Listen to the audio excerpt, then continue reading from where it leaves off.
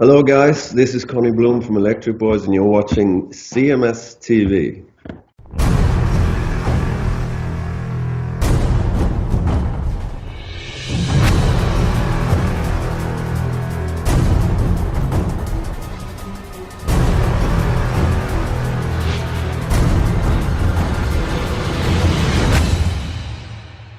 Rudi Pell right here on your classic metal show with She's a Lady, featuring our esteemed guest in the classic metal show studio, Johnny Gioeli. How are you, Johnny? What's up? I'm great, Neely. How you doing, brother? I'm well. I'm glad to have you on the show. I obviously have never had an opportunity to speak to you before, but I've been a fan for decades, you know. Thank you, brother. I appreciate it. When I listen to you sing, especially, going back to the Hardline days when, kind of people got to know who you were or heard your voice in a mass way for the first time. I sit there and think, God damn, that was 40 years ago. Jesus. Almost. Yeah. It's crazy, right? It's crazy. I have no idea. I don't know where that time went, but yeah. Well, none of us do. I mean, Chris and I talk about it all the time. I mean, I look back at this show and we've been doing this for 28 years. Holy shit. Yeah. You guys are old as hell. Yeah, we're old as hell. Okay, youngster. So, it was actually on an Axel Rudi Pell tour. We were on stage and I'm like, I met this guy in 98 and I went, holy shit, 25 years. It hit me at that point that I've been in ARP singing about wizards and dragons and rainbows for 25 freaking years. That's pretty it's just crazy. It's crazy.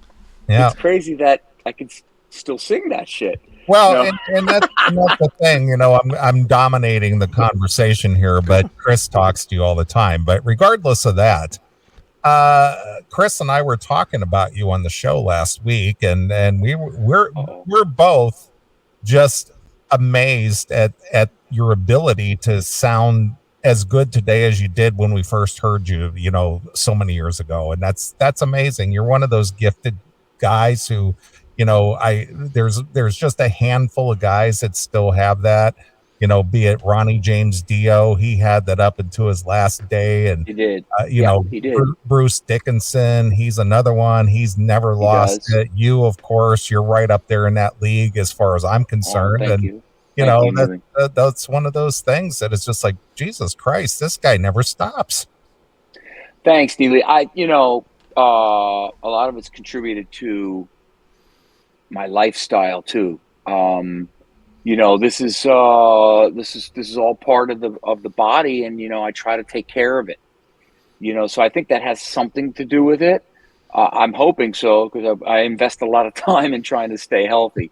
But and I've always said, I've said this to Chris a million times on interviews, that until the fans say, Johnny doesn't sound the same, I just keep doing what I'm doing. You know what I mean? And but I'm serious about it. That's the thing. Like every single show, I worry. I count down the hours still after all 30 plus years of live shows. I literally worry, check the voice. I make my family nuts. I'm checking everything. So I'm serious. I'm still serious about it because I want it to sound right. But thanks for saying all that. Did you write that speech for the movie Rockstar? Because that sounds like that lead singer gave. You think it's easy being a rock star? It's in bed by 8 o'clock. No partying for me. Take it to the voice. Dude, you're saying that like it's a joke. He's been texting me for the last hour about, I'm going to bed. Not going to make it tonight. I'm tired. I'm tired, man.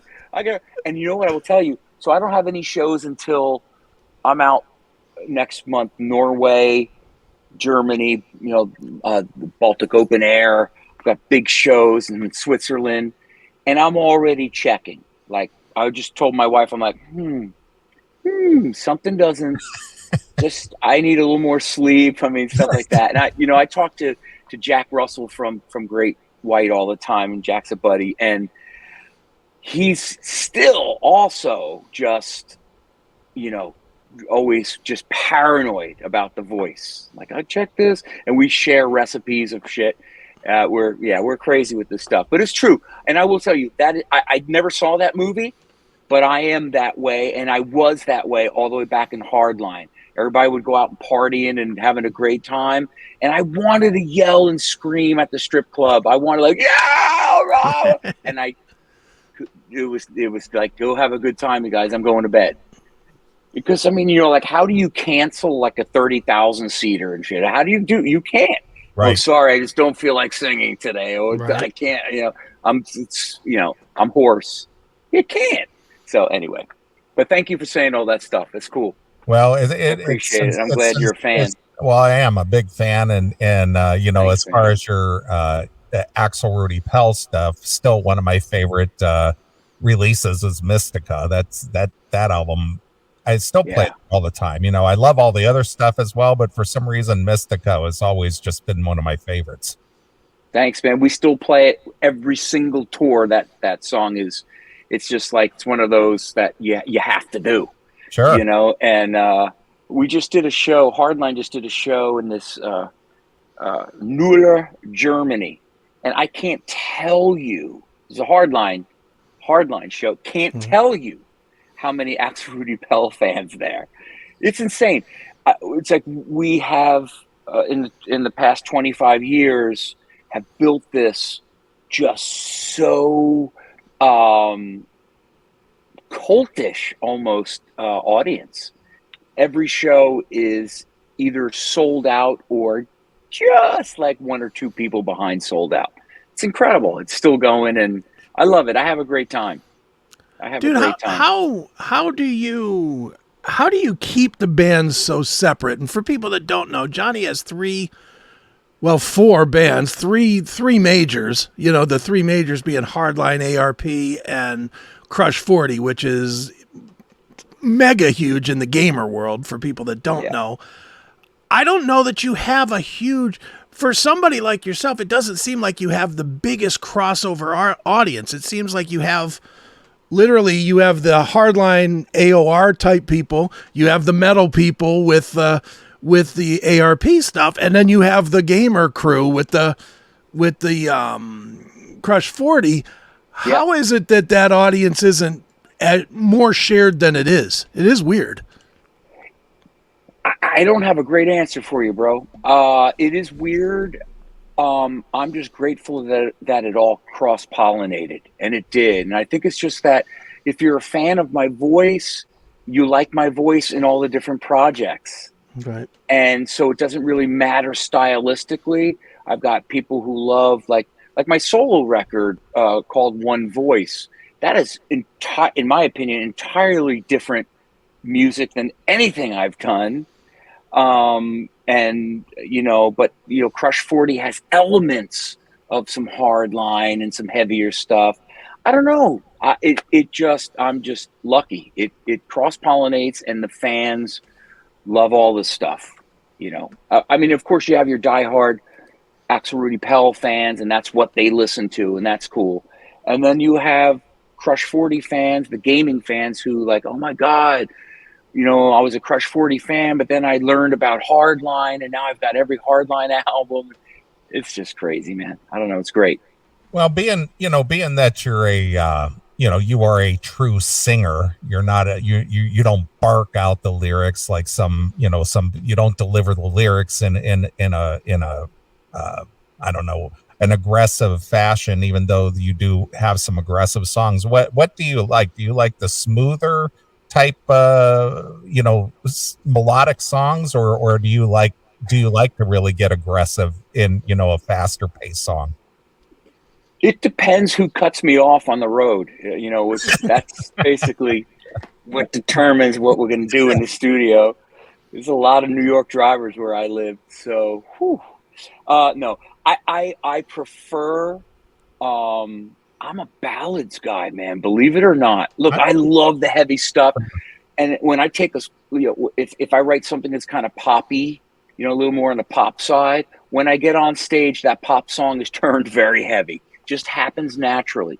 But I love singing the melodic, slow stuff, because I think people get the art, using the voice to make something really powerful sounding, and I love to hold notes until my nose starts bleeding, and stuff like, what I mean? Stuff like that. Yeah. Live, it's just, I don't know. It definitely the ballad stuff, the slower stuff. Well, you're a crooner. I mean, if you lived in the, if you lived in the 40s, you would probably be like one of the top crooners of that era, the 30s and the 40s. Well, I'm using that as an old school term, but if you were in a different era, you would definitely be like, a well-known crooner type person, I can just, I could just picture you performing in the speakeasies and things like that. Well, he does go to bed now at 8:00. He's acting like a crooner from the 30s. Hey, Jesus. 8:30. 8:30. Oh my God. Yeah. I don't know, man. I've just been so lucky. I'll say it again. Every one of these bands, it's like put a different hat on, but to me, it's all music, and to me, it's all art, and it doesn't matter what I sing. I'm just into the whole art of it, Mm-hmm. So I love my ARP tours. I love my Hardline tours. I love my gaming crushers, and, Enemy Eyes is heavy and different this year, and I don't know, man. I love it. I love doing all these duets with artists around the world, these collabs. That's a thing that never happened in the past. Because if you did that, you were like a band hopper, you were a band jumper. But I'm like, there's great talent all around the world, and I want to work with them all. You know what I mean? Sure. That's a good lead into, where I was going next is, the whole working thing. I mean, obviously you are always working, and Chris kind of keeps me up to date with your whereabouts and so on and so forth, but obviously you're very big in the European market. You're always overseas working it, and between you and Jeff Scott Soto, I don't know who's out there working harder. I mean, you two guys are just always on the road working some project. I think Jeff's in the lead. I just talked to him yesterday. And he's definitely in the lead. I'm like, dude, are you going to stop? Well, what are you doing? Like, what kind of car did you just buy? Because you're just like not stopping. But yeah, I love to work. That's my problem. Chris knows this. I love to work.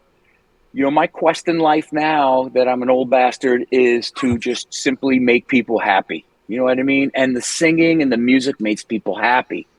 And there's no greater feeling for me than getting out there and letting people, I always say live, everything that happens outside these walls, we forget about it tonight. It's gone.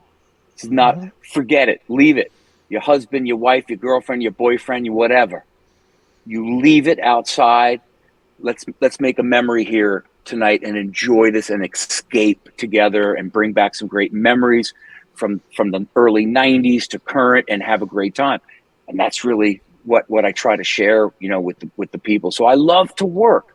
I have now 102 albums worldwide. 102. Yeah. I don't have enough wall. My house is very big. I don't have enough wall space for the records. Don't have it. It's insane. Well, let me ask you something as what. And again, I'm going to kiss your ass here again as what I consider one of the elite voices in rock and, whatever. Does it bother you when you see singers that have had a very unique delivery, that their vocal ability is diminished, and maybe a lot of it has to do with lifestyle? Sometimes it's age, sometimes it's what do you want to call booze? Well, I said lifestyle, or just degeneration, whatever it is, does it bother you to see maybe somebody who you were a fan of, or maybe you looked after as one of your somebody that you kind of patterned yourself after, admired their ability to hear their diminished ability? Now they're still out there singing, they're still performing, but they're not quite, at the top of their game anymore. Does that affect you or bother you, or go, man, well, that guy would have taken better care of himself, or whatever the case may be? I mean, it's troubling to see a fellow artist struggling, vocally, and you can, as a singer for since I'm 8 years old, you have a good idea of what the issue is. And like you said, some of it is age, some of it's lifestyle, some of it's mechanics, and some of it's laziness. So it really depends on what the situation is. I mean, there's guys like I just spoke about, like Jack Russell, who has sold 20 plus million records. And tomorrow, if I call him, I'll say, "Hey, bro, how you doing?" And he'll go, "I feel good today. My voice feels good. Feel good, man. Everything's clear." And I'm like, "Do you have a show?" "No, man, but I just got to take care of my," you know what I mean? Mm-hmm. So it's troubling when you see someone struggling, but then, and then it's troubling to think that people are paying for that.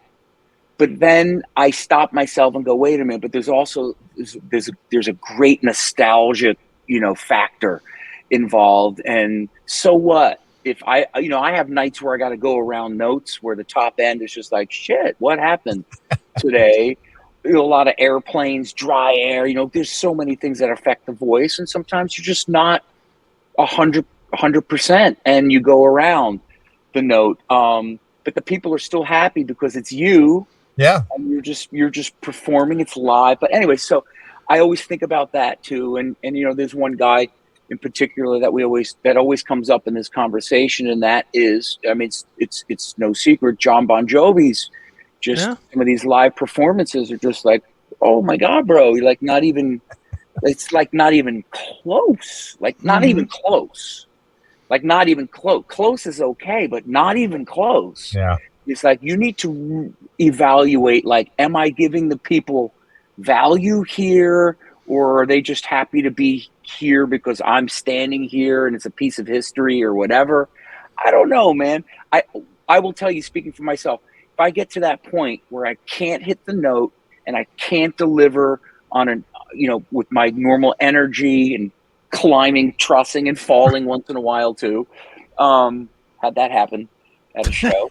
2 shows. I've never fallen ever. And my last 2 shows, one was just screaming across the stage, and I was going to jump off of a monitor, and the monitor was a round back. We don't use monitors. We have in-ears, right? And so I'm like, fuck this monitor. I'm just going to, and it rolled on me, and boom, down I went. And then the other one was, look, if you're going to go down, you go down like freaking fighting like a bitch.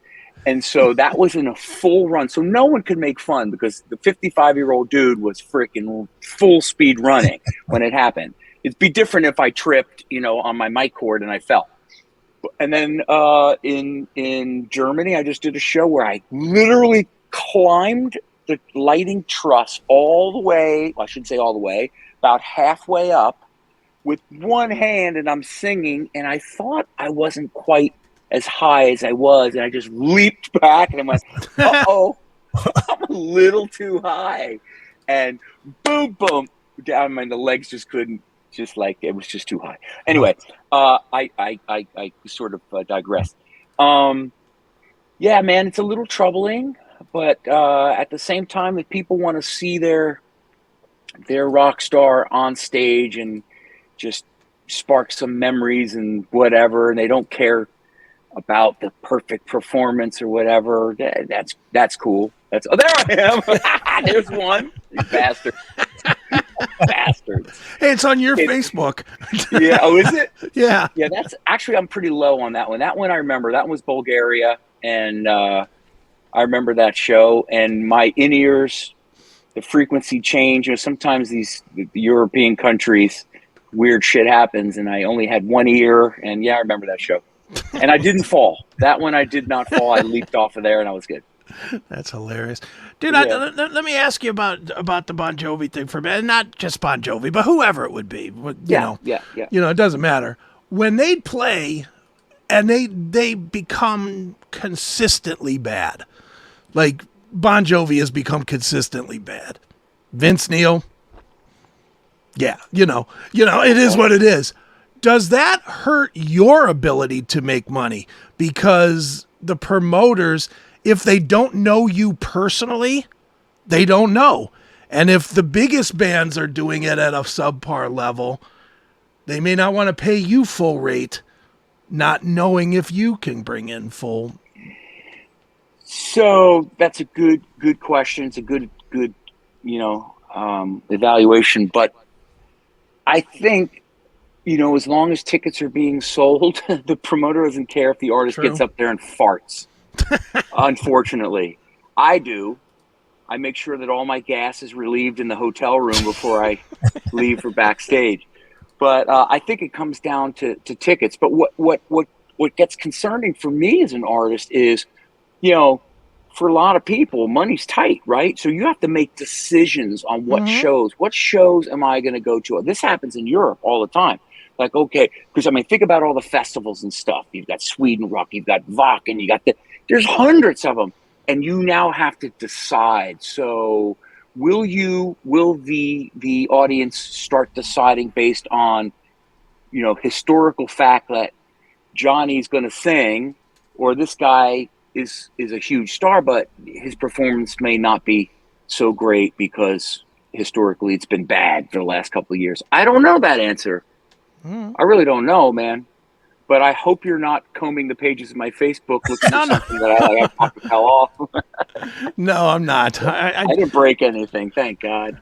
Well, believe me, if I was going to do that, I would have done it already. Yeah, I figured you would have. Well, since you and Jack Russell are friends, and I'm good friends with Jack as well, I've been out, with Jack on numerous occasions, and we'll be like we'll be at like some small arena or something like that, and then if you're like in a hallway, on the way back to the dressing room area, those hallways are cavernous and they echo. That guy just belts out a lyric, and it just echoes the hallway. It's like, and it's just like, holy shit, this guy is standing 5 foot tall these days, and he's like belting.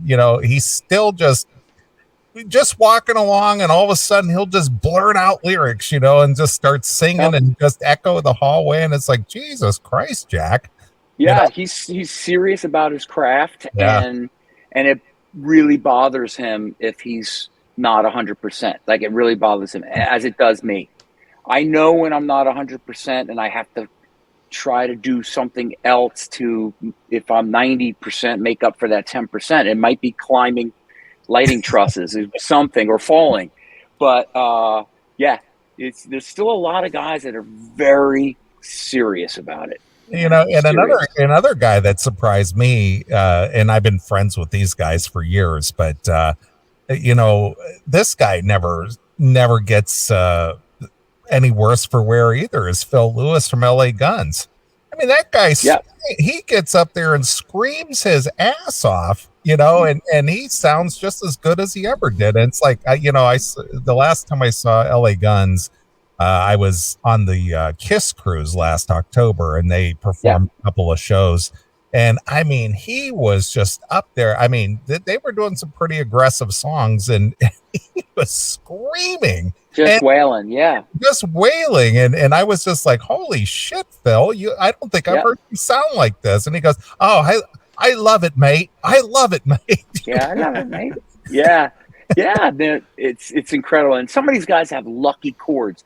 I've known guys, and it would just piss me off. Guys smoking, drinking, doing all, and they come out and and like, I hate you, man. Because I know I would be done if I did that. So, and another guy who's who's got a lot of years on him, but he's still doing pretty well as far as vocally is concerned, is Rob Halford. He's still bringing it pretty good. I mean, he's not at top peak like he was 30 years ago. Right, well, but at this point, he still brings it pretty well. Yeah, Rob's like, what, 96? How old is he now? Yeah, incredible. Another guy, another buddy of mine, Robin McCauley. Oh, my God. He's another great singer. Oh, man. Robin is pitch perfect. It's scary how good he is. I hate him. He's sick. He's sick. We did a show together in Bulgaria, and I'm like, Robin, do you warm up, man, lately? Or he goes, no, I stick my tongue out. We do that. That's like the greatest stretch ever. He's like, no, I just stick my tongue out and I get up there and I sing. And he's anytime. I mean, just perfect. I'm like, God, yeah, I hate you. There are some guys. That's like I chatted with John Waite not too long ago, and John Waite, I asked him. I said, same question, because he's another one. Sounds exactly like he did in 1977 or whatever. It's true. And I asked him what he's done to take care of his voice. He goes, nothing. He goes, I drink, I smoke, I eat, whatever. It's going to be what it is. I'm like, you know what, dude? Fuck you. And you know what's interesting about John singing is, like, a lot of people think he talk sings, like Sinatra, that talk sing thing. But try to sing John Waite tune, and like, you will find yourself going, wow, shit, that's harder than I thought. And so, yeah, he's one of those guys. He's one of those guys too. Just pisses you off because not that I want to smoke or anything, but anyway, yeah, it's wild, and this ride continues, man. I mean, we're gonna do another ARP album in December. There will be more Black Horizon, Black Moons, and Wizards and Rainbows that will be running through your speakers soon. So another tour planned starting summer of 24, big festivals, and then a normal we call it a shed tour, a couple thousand seaters, and we're not stopping. Bro, you're never going to let me sleep a decent night, are you? It's going to be nonstop. It's going to be nonstop texts at 3 a.m. Hey, bro, what about this? But you answer. I do answer.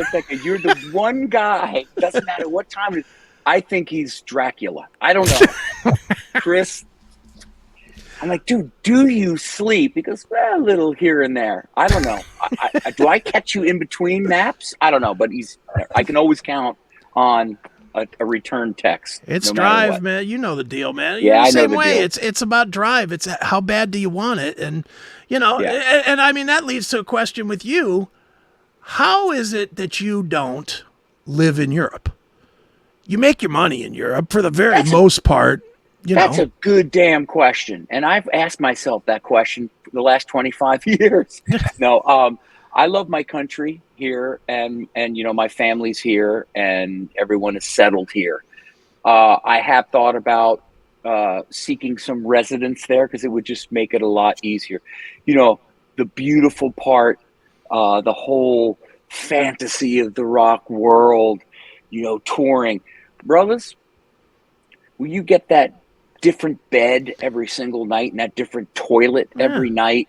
It's not easy. I've thought about it, bro. I thought about it, but I always, well, here's what I do. And you know this. I say, this year I'm going to slow down. You do the same shit.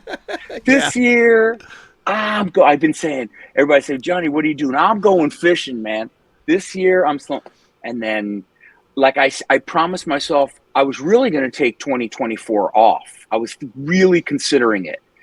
And now I'm working on a full Scandinavian tour starting in January. So I'm like, God.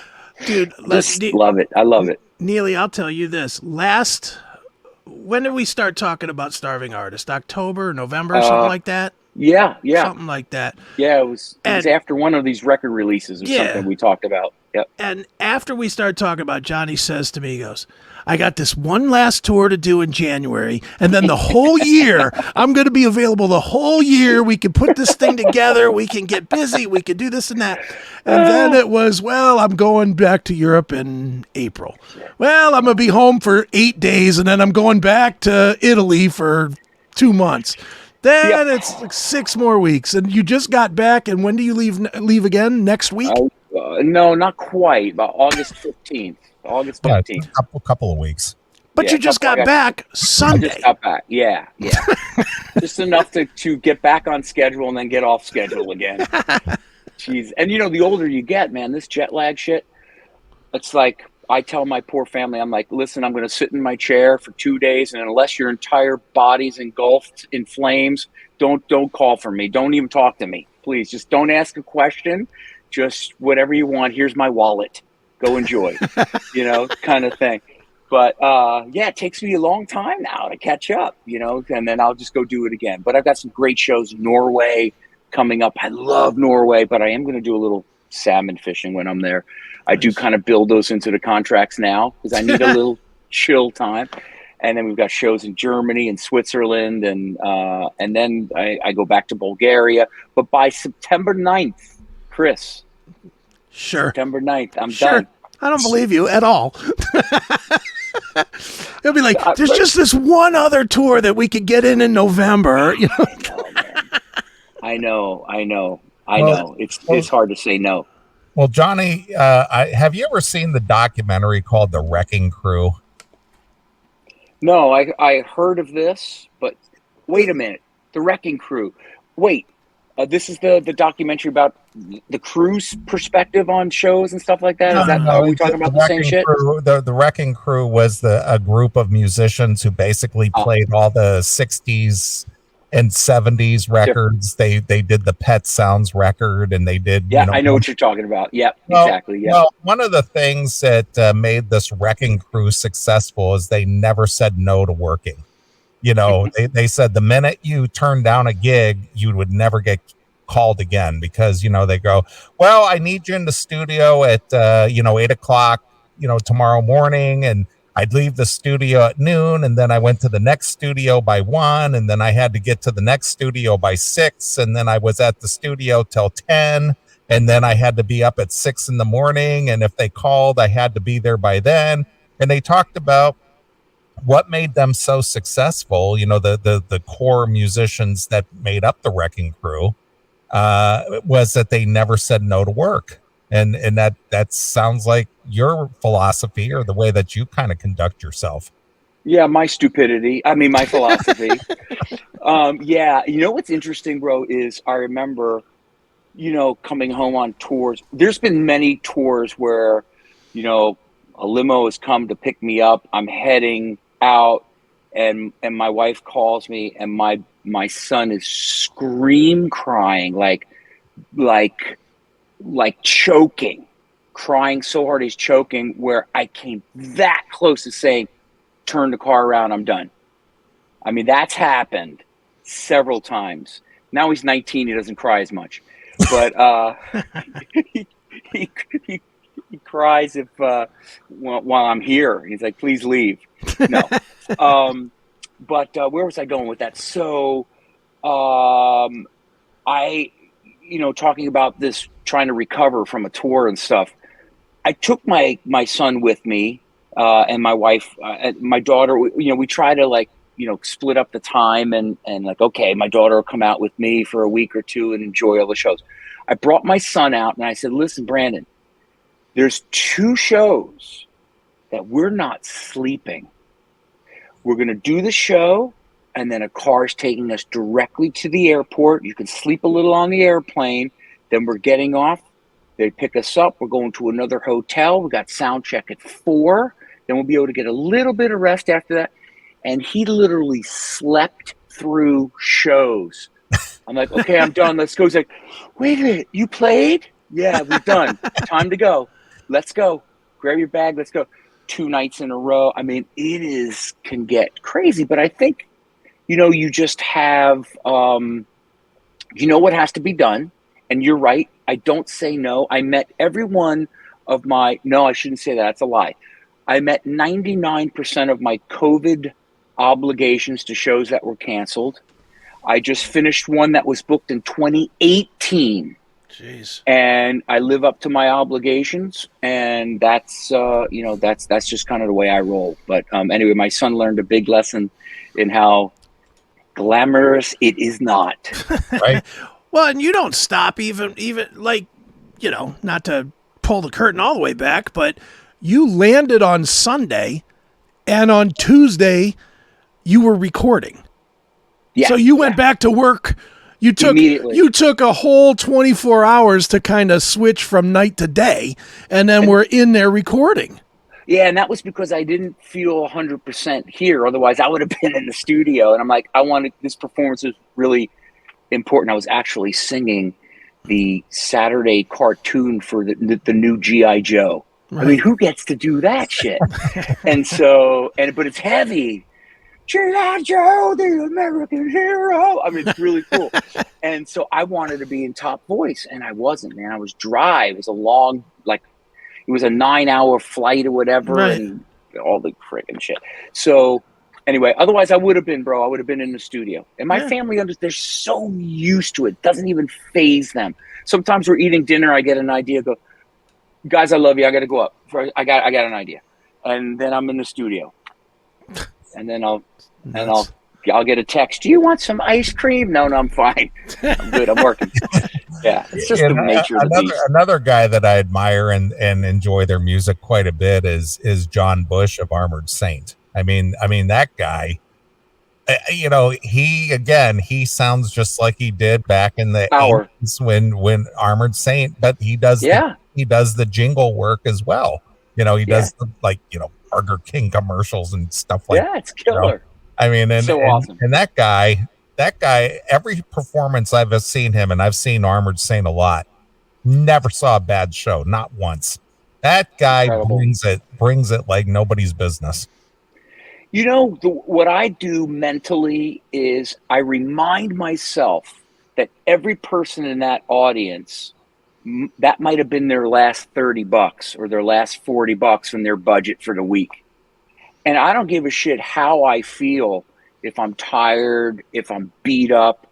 I mentally prepare to please that audience. And I think that has a lot to do with, getting pumped up, and, adrenaline drives the voice and shit like that. So, I mean, that's what I do. And I think a lot of those guys still really care, man, really care. I'm not saying the guys who have mechanics problems don't care. They've got, nerves are not firing right and things aren't moving and stuff like that. And it's problematic. But, the guys that sing really great want to sing really great.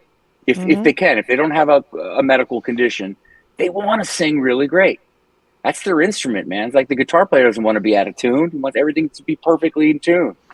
Except for Axel. Axel, tune your guitar. I'm just kidding. Or Ace Frehley. Sometimes. Yeah. Or tune your guitar, Ace. Well, we always make fun of Axel. Axel sometimes wears these freaking crazy silver shoes, and Bobby Rondinelli will say, "Hey Axel, Ace Frehley called. He wants his shoes back." We just mess with him all the time. And he's like, "Fuck you." It's funny. Well, Johnny, obviously, the European market, gets to see you, in the various countries and things that you tour. What's in store for the U.S.? I mean, the U.S., dude, I'm doing a full-on Starbucks tour. I'm hitting every. You know how many Starbucks? That's shopping, right? Not playing. I'm gonna white chocolate mocha everyone to death. The states scare me, bro. I am a wuss. I am fearful, honestly. Everyone says, you should play here. I'm like, I don't know if I could put 20 people in Starbucks. That's my line. I say it every time. And I really don't. And it shouldn't be about that. But, it's like one of these things, I want to finish big. So I don't want to take any chances. Yeah, I love and I love being normal here. You know what I mean? I love coming home and my wife saying, please take the garbage out. And I say, I've got people to do that. And she says, get your ass outside, take the garbage out. I you know what I mean? I want to be just normal. And then, the more you're seen and, back in the 90s, of course, there were times where we just couldn't go to dinner without someone, bothering you in a beautiful way. That's all part of it. I love it. But I'm to the age where you just want to be, dad and husband and, and just be left alone. So anyway, there's a lot of fear. I mean, I need a therapist. I know. What I want to know is, since you span, both continents here, why is it that you can play as much in Europe, but the American market doesn't support the type of thing that we do? I mean, what's the difference? Because I haven't been to Europe, so I don't know, but how is it that the fans are so rabid over there, but there's no fan base here per se? Not that people aren't fans of yours. I'm just saying that there's no support system to get you, or say Axel Rudi Pell or Hardline out on a stage here to where it would generate enough interest for a promoter to hire you to come play at one of their venues. What's the difference? What is lacking here? That's a great question. I think there's a lot of factors. I'll just shoot a couple at you. There is support in Europe. Like, I'm in Bulgaria, for example. I've been there a lot this year. And I hear myself on the radio. I don't hear myself on the radio in America. I mean, I do on XM, but I mean, where do we have terrestrial radio where you can turn it on in your car and listen to an ARP song or even a Hardline song these days, right? Just non-existent. That's one factor. It still happens over there, bro.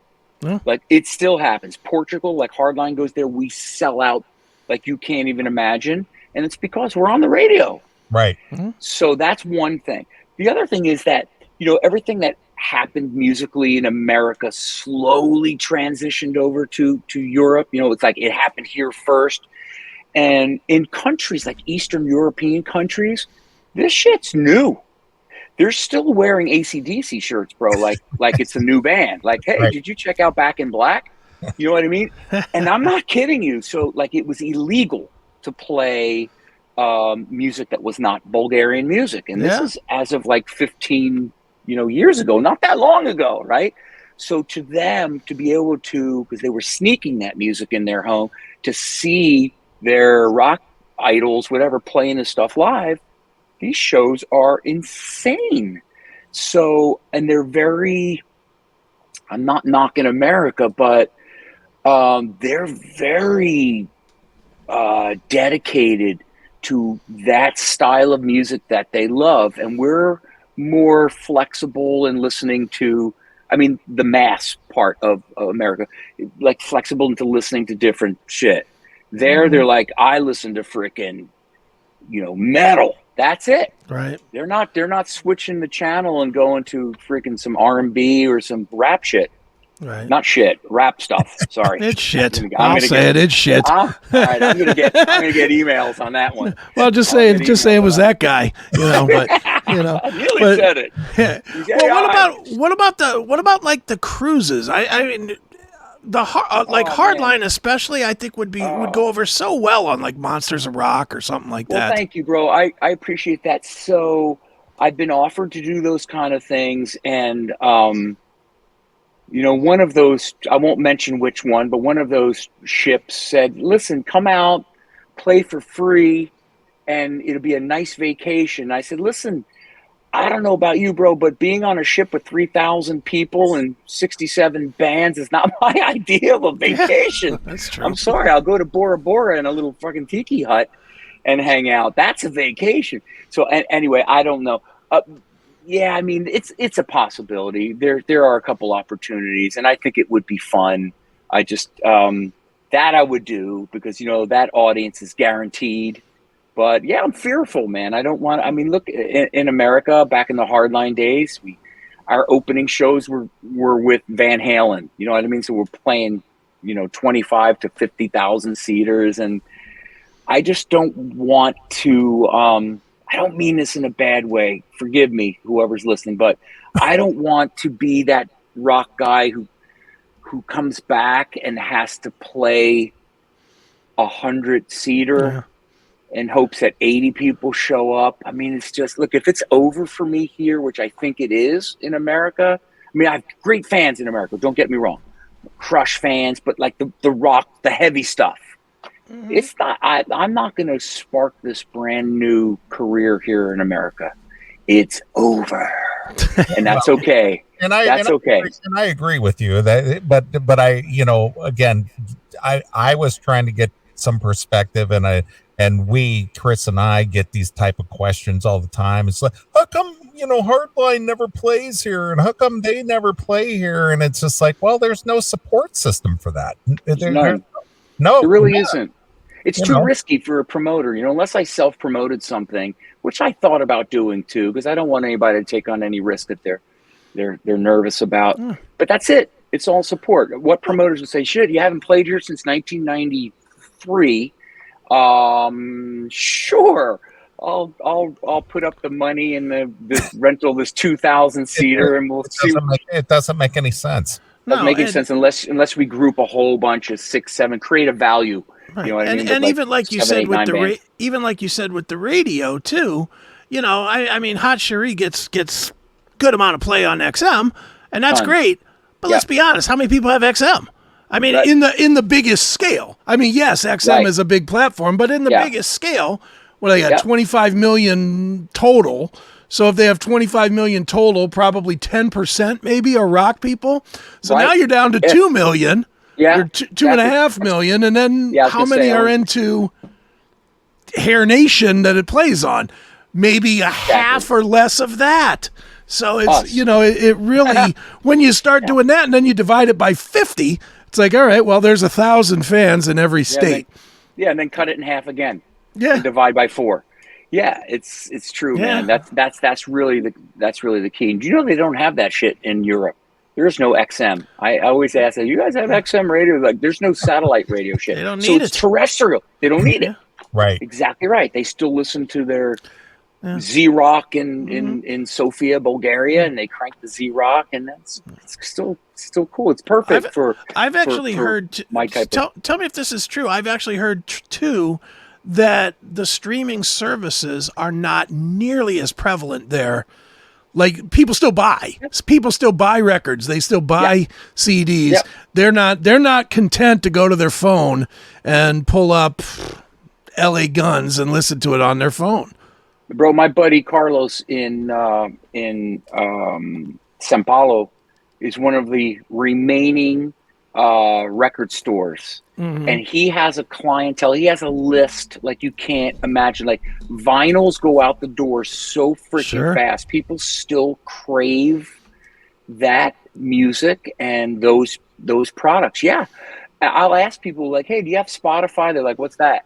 Because the radio is still happening and stuff like that. So, like, you nailed it. Neil, you nailed it. It's the support that they have that we don't have for our kind of music, and the fan is just really narrow-minded in a beautiful way, where they just love their rock and roll. And it's funny because I do a bunch of solo shows, and a lot of the promoters are like, "Would you mind doing a cover of like Ronnie James Dio, and this and that?" I'm like, "Really, Holy Diver? Are you kidding me?" Well, the people really just love Holy Diver, and I'm like, oh, Jesus, God almighty. Okay, sure. And they do. Yeah. They do, man. I mean, it's just, to them, it's their release. It's their, whatever you want to call it. That's the music they love. And they don't change it. So, well, Johnny, I could sit here and talk to you all night, and I don't want to keep you. I know your voice is important to you, and yapping is. No, he just wants to go to bed. Right. It's Shark Week. It's freaking Shark Week on Discovery, man. I gotta watch sharks. Well, one of the things that both Chris and I are big fans of are documentaries, and there's a whole lot of documentaries out there, especially music documentaries and so forth. I don't see you showing up on any of these. Have you ever been asked? Have you ever been approached and say, hey, we're shooting a documentary about this genre, or this style, or this era, or whatever it is that they're doing? Have you been approached with an possibility to appear on these documentaries and comment on anything? Because both Chris and I, to our surprise, we both have been in a few documentaries. We were just like, holy shit, you're asking our opinion? What do we know? So, well, you know a lot.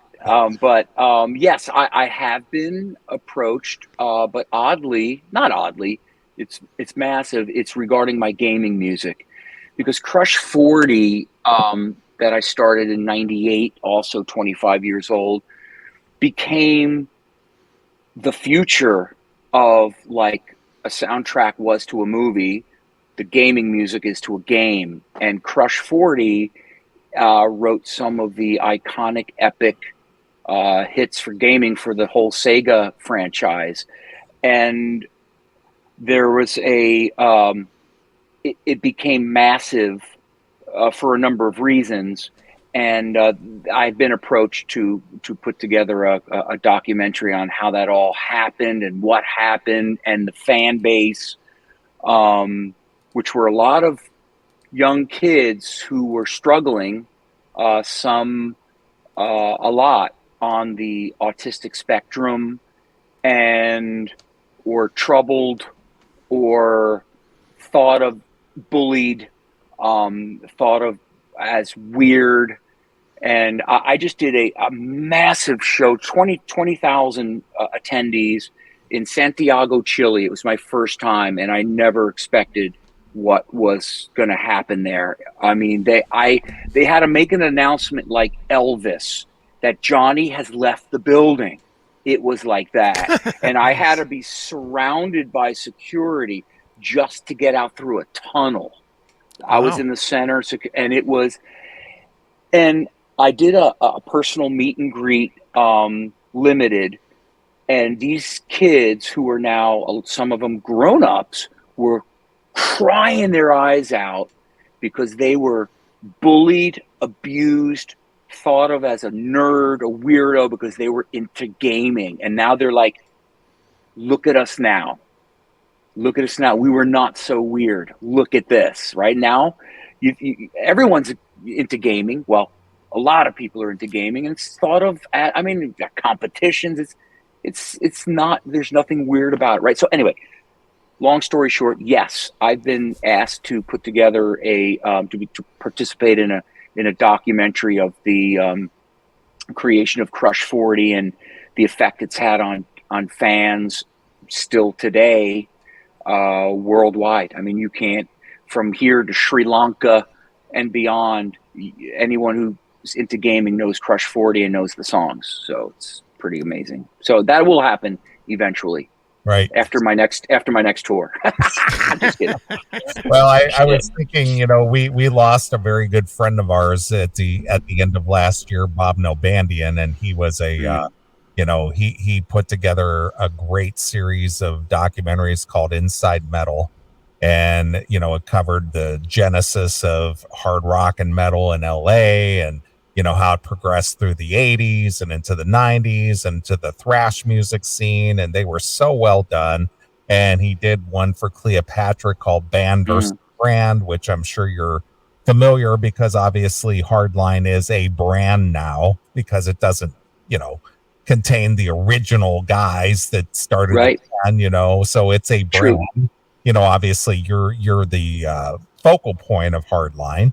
Your voice is unmistakable, so that still stands out. So as long as you're in Hardline is good with everybody. You know what I mean? Yeah, it still kind of works. Yeah, right. It doesn't need Neil Sean on guitar to make it work. As long as you're there, that's what's important.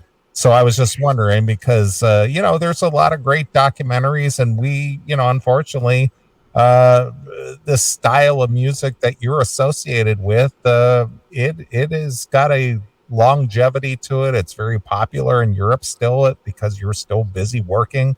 But now it's at the point to where it's history, and there's a lot of documentaries out there that cover this history. And you, in my opinion, would make a great guest on one of these documentaries to comment on where you've been and what you've done and things that you've experienced and who you've worked with and all these other things. Yeah, it's been an incredibly wild ride coming up. I came up from the 80s.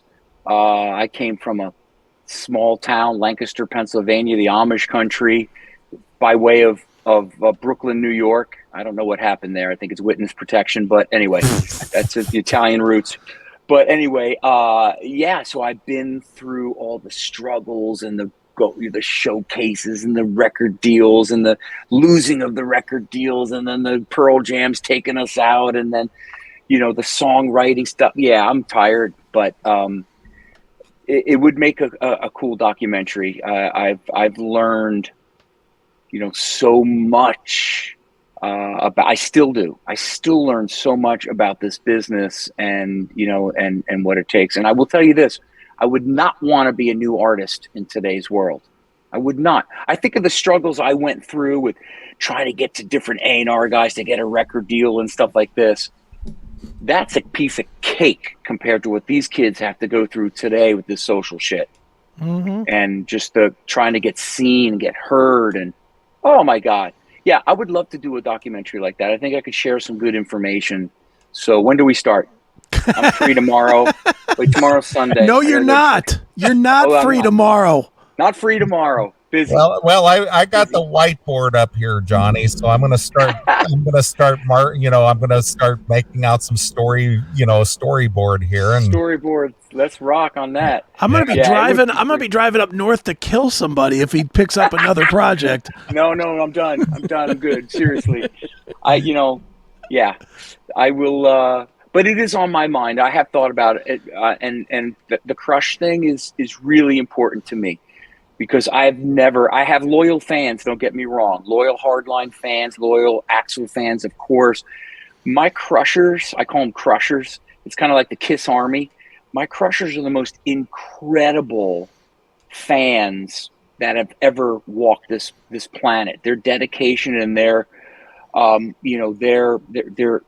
so sincere and supportive constantly, and they really understand the value of the music, even if they were 8 years old when they heard it, and a lot of them were, you know what I mean? And so I kind of feel like their dad. They always come to me, these kids, when they get to me at shows, and they say, like, I grew up with you.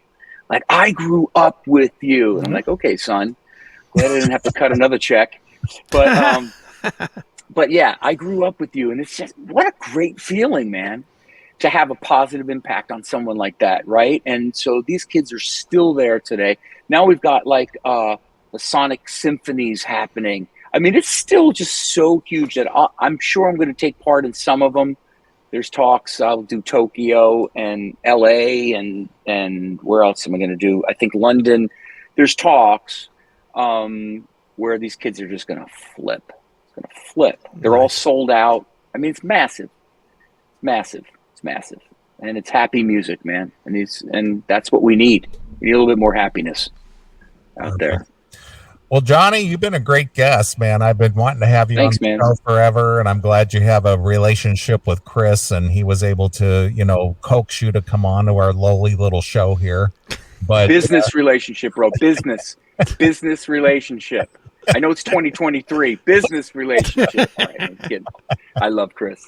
But he's the greatest. This is the hardest working man in music business. Him, not me. I don't Trust know me about on all that. but oh, bro, come on. I'll leave it to Soto. He can be. Whew.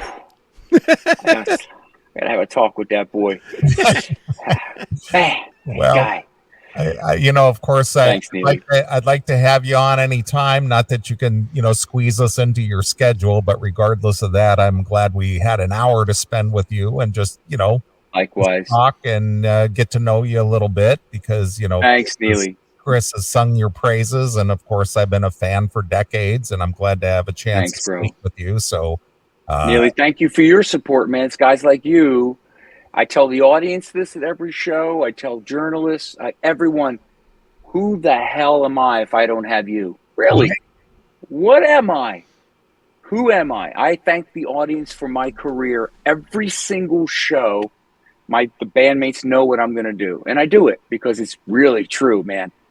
It's really true. Well, I would be nothing. I'm glad everybody. you realized I'm the fucking shit here. You're the shit, Neely. Chris warned me about how shitty. No, I mean that you're the shit. He's the shit. I'm the shithead. It's all good. And bro, you guys, I'm willing to talk to you guys anytime in the 6 to 7 o'clock p.m. hour that you want. I'm good with that. We could do this when you're in wherever the fuck is stand, because then it'll be like noon your time. That makes much more sense. That's what I'm talking about. Yes, although the Wi-Fi signal might be a little different, more like it's pretty frustrating over there in some countries. But it's all good. Thank you guys. Give my best to Borat when you see him, okay? I will, that bastard. Thank you guys. I really appreciate it. All right, Johnny, I appreciate you taking the time, and I'd like to close out this interview with a Hardline tune. So is there something you'd like to, select and maybe give us a story about? What would you like to make a nickel on? Nickel? I'd be lucky to make a nickel on it. Thank you. Are you adding a little more to it, bro? Hey, I'll put it into the program later. You know what? Let's go classic. Let's go classic Hardline 1992, and let's just put on Rhythm from a Red Car. I mean, let's just do that. All right. I think that's where we should be tonight to close out. All right. Well, that's a good tune, of course. Hardline, and Johnny is just a fantastic singer, and Chris is going to get an ID for our show from you sometime this week, hopefully, because I'll do it. I have no ID for the classic metal show from you. You're kidding. No. Oh my God. We haven't had you on. We've had you on for my other shit, for my Chris Akin Presents or whatever, but we haven't had you on until now. So, okay, I'll do it. Don't worry. We'll get it done. All right. We'll get it done. All right, Johnny, again, I appreciate it. Do you have any kind of social media or a website or anything people need? Man, just Johnny at everything. Yes, johnny@everything.com. Just Google my shit. Yeah, I have all the Instagram, the Facebook, all that stuff. You know what I did, though? I got rid of all the social pages for the 17 million bands that I'm in. And so now everything is on Johnny pages. So if you want to find out what's going on with Hardline or Axel Rudi Pell or Crush 40, it's all on the Johnny pages, whatever the hell those pages are. But they're there. All right, perfect. All right, Johnny, we hope to have you back again. So here it is. Thank you, brother. Johnny at his best with Hardline with Rhythm from a Red Car exclusively here on your classic metal show.